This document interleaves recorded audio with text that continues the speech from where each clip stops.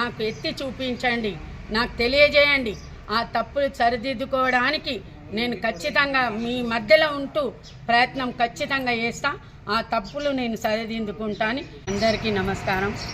ముఖ్యంగా నా వార్డు ప్రజలు, 15వ వార్డు ప్రజలకు, వాళ్ళందరికీ కూడా, ఎందుకంటే 3 సార్లు నన్ను హ్యాట్రిక్ కౌన్సిలర్గా నిలబెట్టి మరి నాకు ఆ వార్డుని అభివృద్ధి చేసే అవకాశం నాకు ఇచ్చి మరి 3 సార్లు నన్ను గెలిపించి హ్యాట్రిక్ కౌన్సిలర్గా నిలబెట్టినందుకు వాళ్ళందరికీ పేరు పేరున ధన్యవాదాలు, నమస్కారాలు తెలియజేస్తున్నాను. ఈ ఓటమి గెలుపు అనేది సహజమే. మరి ఈరోజు ఇంకిద్దరు తమ్ముళ్ళు కూడా నాతో పాటు నిలబడి మరి ఒక తమ్ముడు దగ్గర దాకా వచ్చి ఓడిపోవడం జరిగింది, ఇంకొక తమ్ముడు గెలవడం జరిగింది. వారికి నా శుభాకాంక్షలు తెలియజేస్తున్నాను.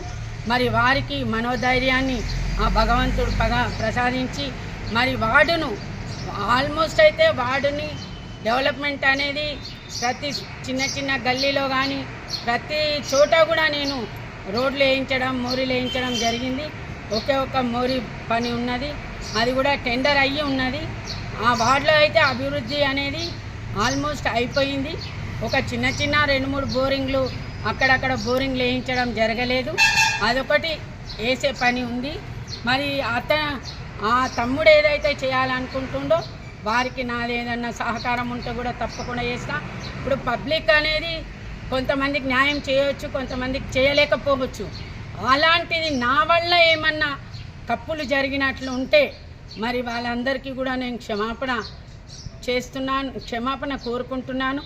ఒకవేళ ఆ తప్పులు ఏమన్నా జరిగినట్లున్నా, ఒకవేళ నా అవసరం ఏమన్నా ఉన్నా కూడా మరి నేను ఎప్పుడు కూడా ప్రజల లోపలే ఉంటా, మీ మధ్యలో ఉంటా, మీ గురించి కొట్లాడతా, మీ గురించి ఎక్కడికి వెళ్ళడానికైనా నేను సిద్ధంగా ఉన్నా. నేను ఓడిపోవడం అనేది అది నేను గెలిచిన ఓడిపోవడం కాలేదు.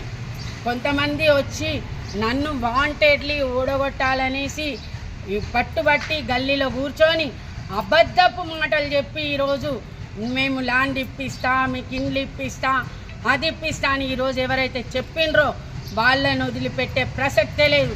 కౌన్సిల్లోకి వెళ్ళకపోవచ్చు, మున్సిపల్లో అయితే నేను ఉంటా.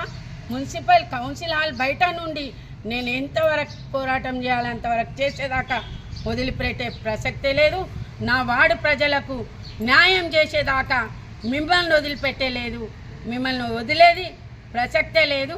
ఎవరైతే వచ్చి ఇక్కడ వాగ్దానం చేసిండ్రో మరి జాగాలు ఇప్పిస్తా, ప్లాట్లు ఇప్పిస్తా, ఇండ్లు కట్టిస్తా అని ఈరోజు నా వార్డు ఇండ్లు పోయే పొజిషన్లో ఉంది, చాలా క్రిటికల్ పొజిషన్లో ఉంది.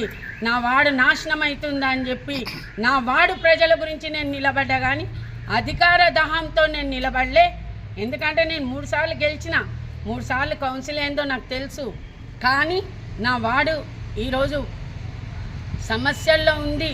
నా వార్డు నేను వదిలి వేరే వాడికి పోతే అది న్యాయం కాదనే ఉద్దేశంతో నేను ఈ వార్డులో నిలబడడం జరిగింది. కానీ ప్రజలు ఈరోజు కూడా ఏదైతే 2 సంవత్సరాల కిందట కాంగ్రెస్ ప్రభుత్వం అబద్ధపు గ్యారంటీలు చెప్పి ఏదైతే అధికారంలోకి వచ్చిందో ఈరోజు అదే పరిస్థితి నా వార్డులో జరిగింది. ఇదే బుయ్యని శ్రీనివాసరెడ్డి గారు వచ్చి మీకు ప్లాట్లు ఇస్తా, మీకు ల్యాండ్ ఇప్పించి మీకు అది చేస్తా, ఇది చేస్తా అని అబద్ధం మాటలు చెప్పి ఈరోజు నా వార్డులో మరి కాంగ్రెస్ గెలవడానికి కారణమైంది కదా.